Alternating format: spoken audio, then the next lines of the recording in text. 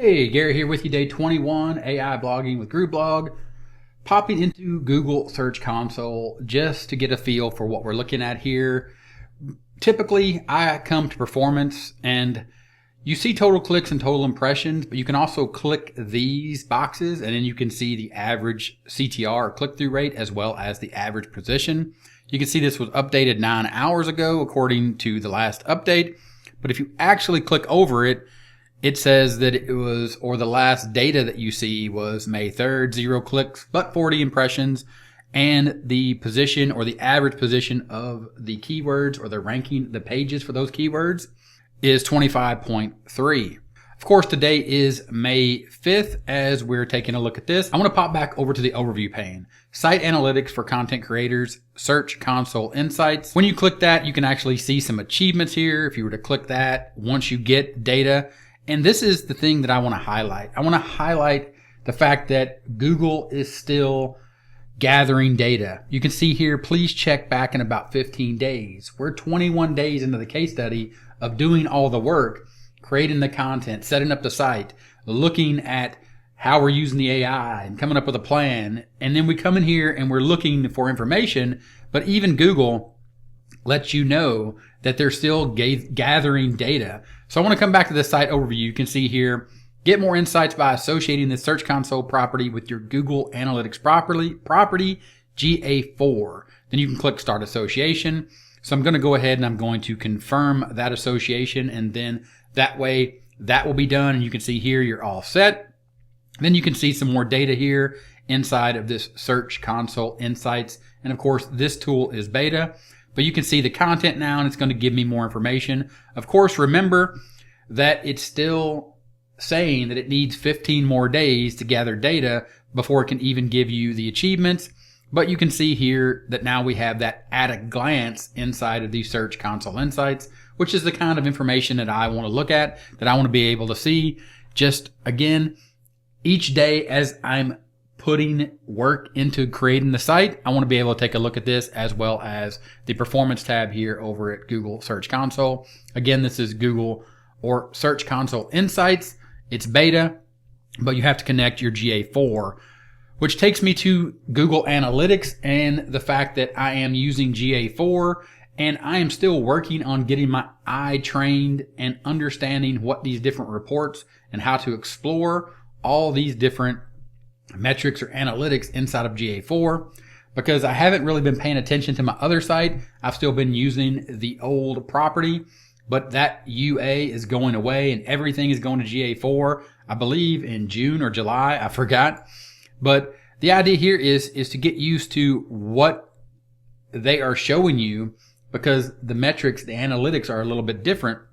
But still, at the end of the day, you're looking at where are the sessions coming from, direct, referral, organic search. Of course, we're interested in this case study primarily in ranking, so getting our pages ranked, the pages we're creating using the AI, and getting those pages populated on GrooveBlog and seeing where they rank and seeing the type of traffic that we can get. So we're diving more into GA4 and Google Analytics, as well as Search Console Insights, as well as the default performance pane here inside of Google Search Console. Now, that takes me back to GrooveBlog, and we're back here, and I wanted to update you on the sky maps chart, or the use of star charts and sky maps, a practical guide to astronomy basics. You saw in the last update, this page had not been indexed. It had been crawled, but not indexed. I removed a lot of the links, or I changed them to make them more of a best practice of a rich text-based anchor link, even as external links.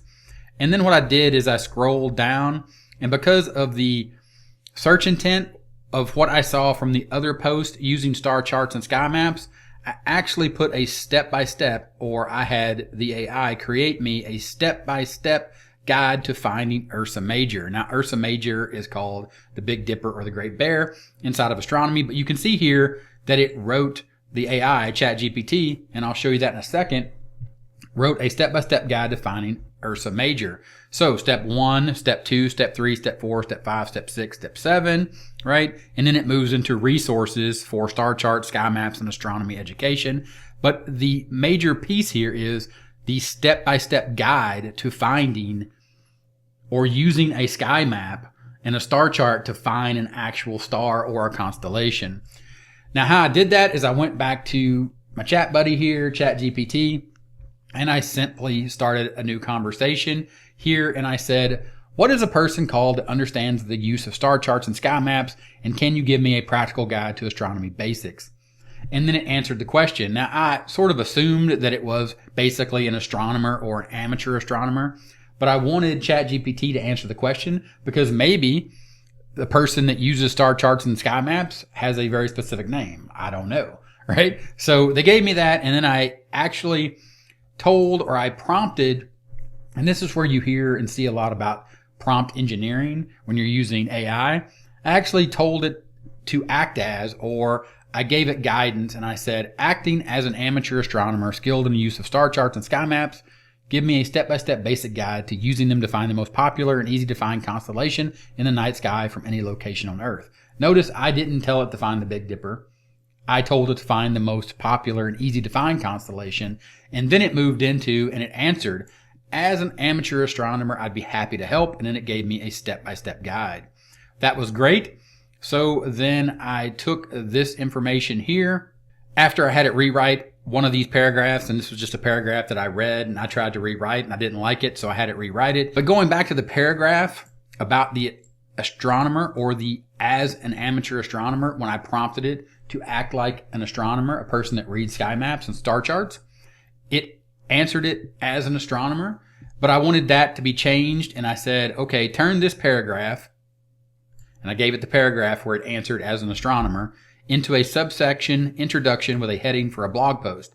Then it actually gave me a step-by-step guide to finding Ursa Major. If you're new to stargazing, I'm here to help. As an amateur astronomer, I prepared a simple step-by-step guide. Now, I didn't want to call myself an amateur astronomer. So you can see here, I took that and I said, if you're new to stargazing, as an amateur astronomer, meaning now the person that reads it goes, yeah, I see myself as an amateur astronomer.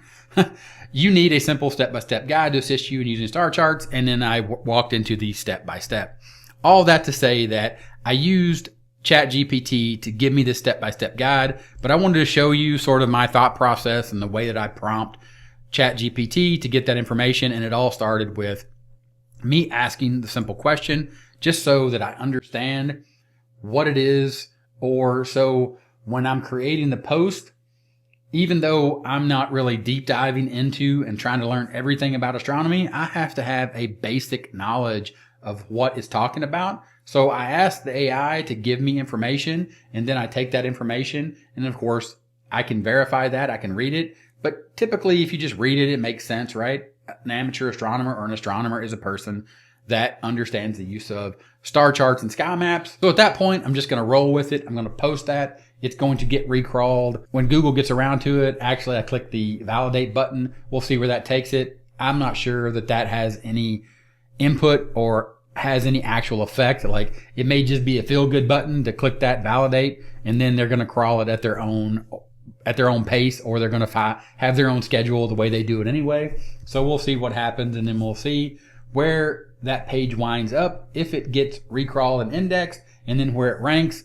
And we'll look at the other page as well, and we'll rewrite that and relink it, maybe add some internal links, some references to some internal blog posts. That might help it as well.